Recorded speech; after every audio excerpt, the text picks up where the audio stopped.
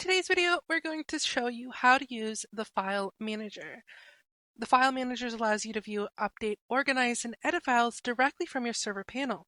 This is the easiest way to manage your server without needing any additional software. You can just open folders, move through the server files, upload new content, and in many cases simply drag and drop files directly to your panel. To start, you're going to log into your panel, going to panel.infectedgamehosting.com, sign in with your credentials.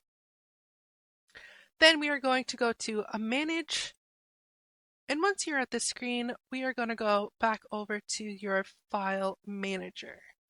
Once you're in your File Manager, these are all your files that are for your server. Now this is where you can browse your files and folders directly from the panel.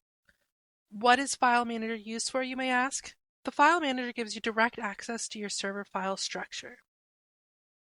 You can use it to open folders and browse your server files, upload files directly to your server, edit support files from inside the panel, organize files and folders, delete files that you no longer need, manage mod, configs, save, and other server content depending on the game.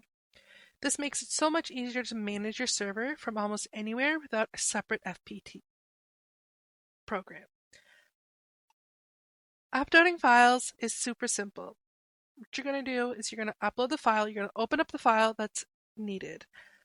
Once you're in that folder, you can either drag and drop what is needed inside this folder, or you can paste from right-clicking on the main screen.